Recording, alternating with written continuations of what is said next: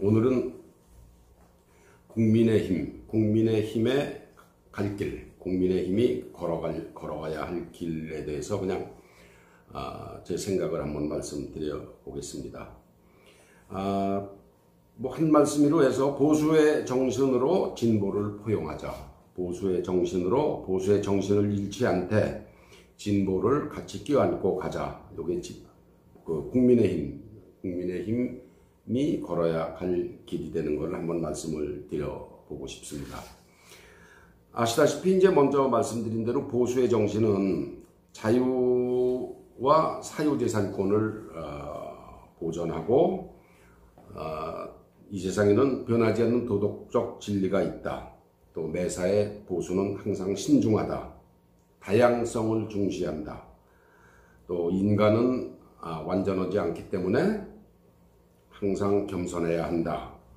급격한 변화는 바람직하지 않다. 점진적 개선이 필요하다. 요게 이제 말씀드린 6가지가 보수의 정신이라고 제가 몇 번에 걸쳐서 말씀을 드렸습니다.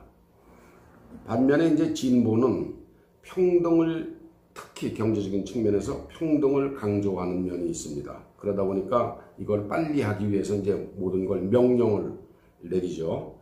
예를 들어서 이제 마당에 물이 고여 있으면 진보는 물을 자꾸 퍼냅니다.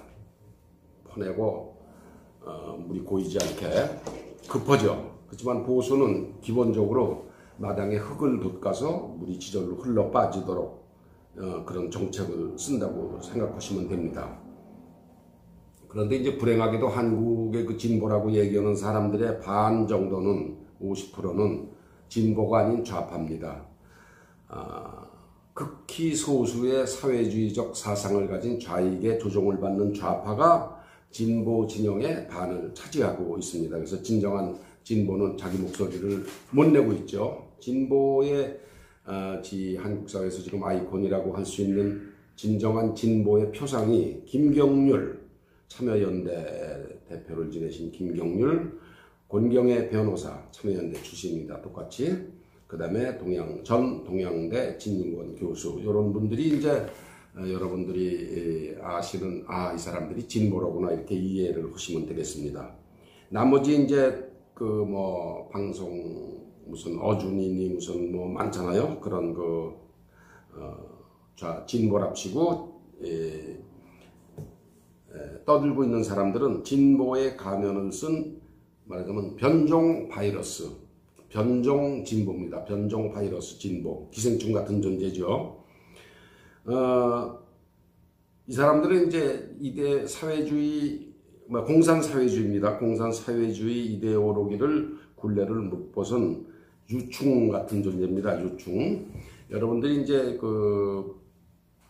성충이라고 그러는 건, 예를 들어서 나비를 볼까요? 나비는 성충이죠. 근데 나비가 알을 낳습니다. 알을 낳고 그 알이 깨면서 무슨 벌레가 되죠. 유충이라고 그러죠. 그 유충이 일정한 시간이 지나면 다 번데기가 됩니다. 그 번데기에서 다시 나비가 나오고, 그러니까 나비가 알을 낳고 유충이 되고 번데기가 되고 다시 나비가 되는 이런 과정을 1년에 한 번 반복을 하는데, 제일 해로운 때가 유충입니다. 그 유충은 잎을 갉아 먹잖아요. 그죠? 잎을 갉아 먹으면서 번데기가 될 때까지 나무를 못 살게 굽니다. 요 유충, 가장 해로운 단계, 요 유충 단계가 말하자면 유충 단계에 있는 그런 존재를 우리가 좌파라고 보면 됩니다. 좌파. 그 좌파라는 거는 전체적으로는 약 25%, 진보의 반을 50%를 차지하고 있는데, 항상 그 소수라는 컴플렉스가 있습니다. 그러니까 존재를 과시하기 위해서 이제 목소리가 굉장히 큽니다. 굉장히 큽니다. 옛날 한 14, 15년 전에 김대중 대통령이 대통령이 되면서 전향하지 않은 채 남아있던 그 좌익 분자 29명을 북으로 송환한 적이 있습니다. 이 사람들은 김일성 맹신자가 아니고 나름대로 사상적 사회주의 엘리트라는 의식이 있습니다. 근데 김일성이가 이제 뭔지를 모르는 거죠. 그러니까 북외에는 선택의 방법이 없으니까 자기 자존심을 지키기 위해서 버티고 있다가 이제 북으로 가겠느냐. 그러니까 그 간 사람이 29명입니다. 27명인가 뭐 29명이 넘어갔는데, 이렇게 그 좌익입니다. 이 사람들은 이런 좌익 분자의 조종을 받는 좀 얼간이라고 그럴까요? 머리가 빈 얼치기 사회주의자가 우리 한국 사회의 소위 얘기하는 좌파입니다.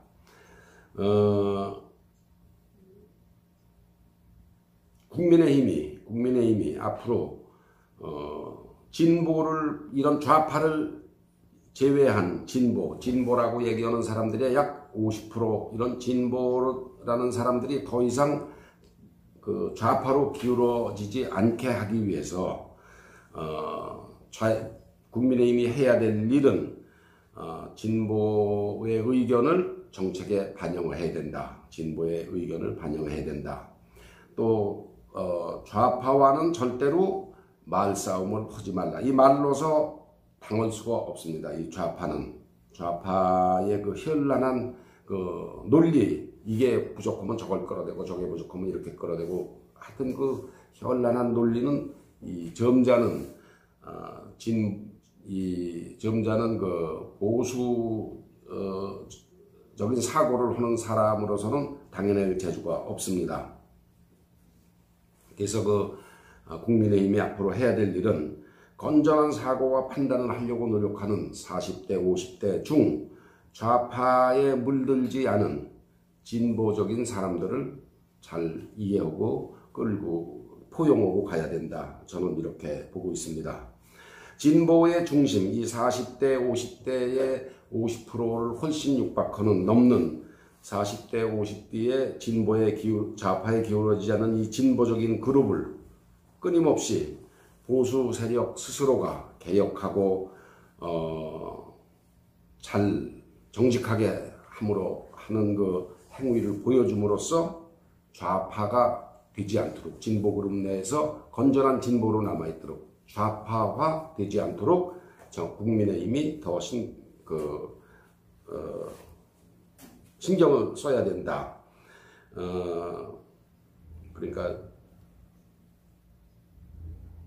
국민의힘이 너무 완고한 주장으로 그 고집스럽게 비치지 않도록 유연한 사고를 해야 된다. 국민의힘이 상당히 유연한 사고를 해서 아직 좌파에 물들지 않은 진보적인 생각을 하는 사람들을 같이 끌고 가야 된다. 그러기 위해서는 빈곤 지원, 소득 평등, 이런 진보 그룹이 지향하는 정책을 같이 포용하되, 그러면서도 항상 나라 살림이 거덜나지 않도록 해야 된다. 나라 살림이 거덜나지 않도록 하는 범위 내에서 진보 그룹이 주장하는 빈곤 문제 해결, 소득의 평등 문제를 항상 의식하는 정책을 취해야 된다. 그게